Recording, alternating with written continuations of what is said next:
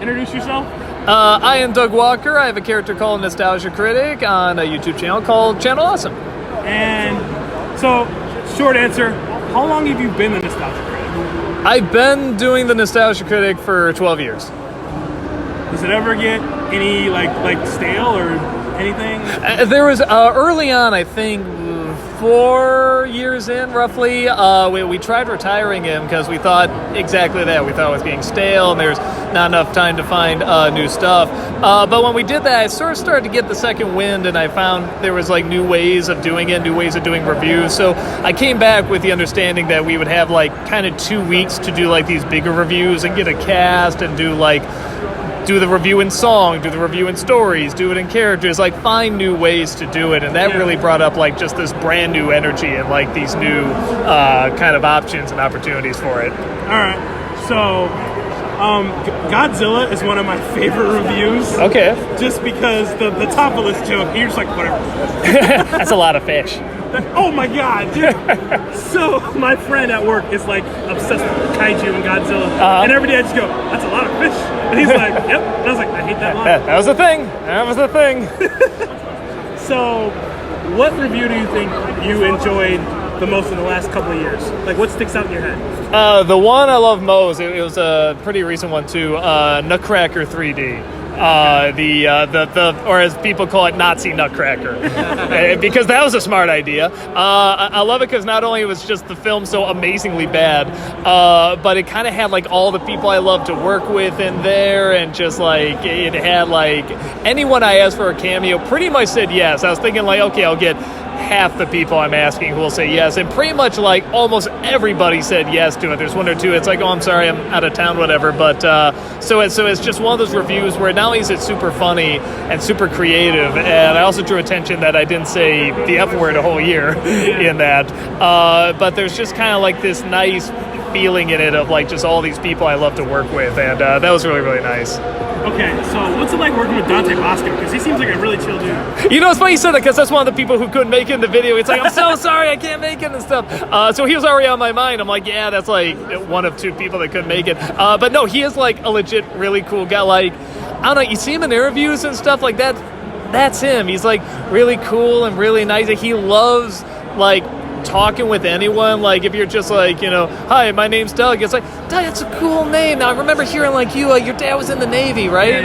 Yeah, well tell me about that, because that's gotta be rough, right? Well, yeah, like he really likes listening to people. So he's just like a really cool, chill guy. How fun was the shooting the Avatar episode with him? Exhausting, because we were up the night before playing poker, and I told him, I'm like, we gotta get up at 4 a.m., buddy, and he's just like, no, we gotta finish this. It was like a poker tournament. We had to finish it, and I actually threw, because I was like, I think third, and so I threw mine away, you know, and he gave it to someone else. So it's like, okay, so we can get up early, you know, to throw the fight. And he was like, no, we got to finish it out. So, like, I think he only got, like, 3 hours sleep. And he was still a trooper. He went all the way through. But I'm just like, you know, you could have gone to bed earlier. But it was still awesome. He was super pro and just so friggin' funny. But, yeah, in between, like, every take, he took a nap.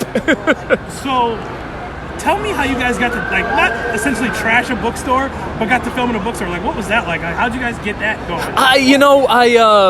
Somebody that worked there knew me. It was a Barnes & Noble I went to quite often, and just said, hey, if you ever need to film here for anything, I was just like, well, we have a video coming up where we need a fight location, you know, and they're like, that's great. You would just have to, like, show up here at, like, you know, before it opens, but it opens at, like, 9 a.m. or something like that. We wanted to shoot a lot there, so we had to get there at, like, 5 a.m., something like that. So, I mean, it was fun, but the, you know, how early we had to get up, especially when you're up late the night before playing poker, that was tough. There's a lot of good moments that stick out in my head, but one of my favorite episodes and moments is, it's there, and I'm trying to get it out.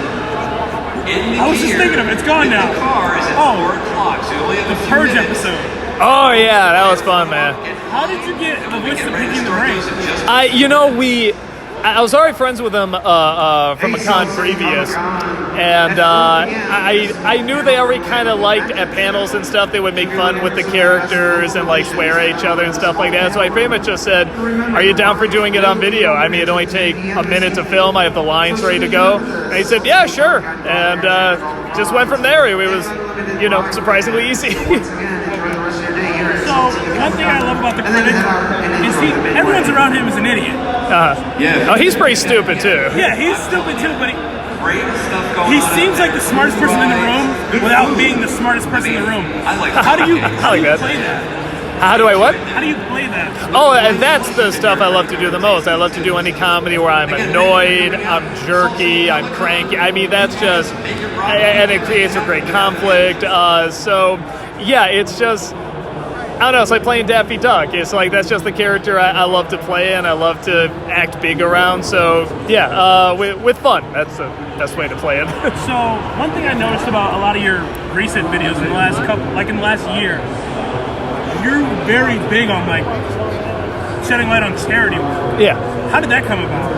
I mean, we do sponsorships like anyone else and ads and everything, but when there's so many people watching you, it is kind of like, well, we always say buy this and purchase that. There aren't a ton saying, hey, give here or share here. Like, there's definitely charity streams that a lot of YouTubers do, and that's fantastic. But there's a part of me, it's like, maybe we just keep, like with every video, it just sort of sheds some light on charity maybe you never thought of. And even if some get $4, some get $400, some get like a grand, it's like you never know. So it's one of those things where it's like just sort of spreading that awareness might hit that one person that has like a ton of money, that might want to give, or maybe a lot of people that want to give a little bit of money. Like, it just varies. So it doesn't hurt to, share the good that other people are doing. And ending the video out, I've noticed, I've talked to you a few times today, but I've noticed you are super genuine when it comes to like your fans and everything. Oh, thank you.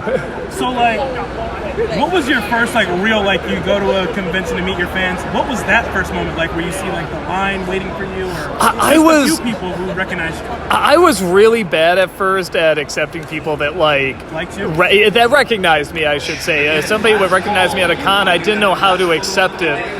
So I probably came off as rude, but thankfully it only happened a couple times, because my dad pulled me aside. He's like, look, you'd be nothing without these people. You really have to acknowledge that they're being heard. And something he told me that I always remember, he said, just remember, you'd be nothing without these people. Show your thanks, because I am thankful. And he said, act like everything that's said is like, even if you heard it a million times, act like it's the first time you've heard it, and really listen to them, and take in what they're saying, and that's what I do. Even if they're like, I love your work. Oh, thank you so much, man. I've heard that a million times, but it's one of those things where it's like they're getting out how they really feel about something, and it's like, take it in and let them say it and really listen to them. The ones that are the most amazing are the ones where people say like, I was overseas, or I was like, going through a depressive state, or somebody close to me died and your videos really helped. Those are amazing. Or people that were in the Navy or military, any of that, and they say they watch my videos to get through really tough times. So I mean, it's just like, how can you not be blown away by that? So yeah, just listening. I mean, a lot of times it's so simple, yet it's it's the best thing to do. Okay, and one time for the video, can you just say, hello, I'm the Nostalgia Critic. I remember it, so you don't have to. Hello, I'm the Nostalgia Critic. I remember it, so you don't have to. Thank you so much. One more time, who are you? And can you just end it by saying be nice to each other? I am Doug Walker, and be nice to each other, man. Thank you so much. Absolutely. That's awesome, man. I cannot believe I'm meeting you. There you go. You were awesome. When they announced you, I was like...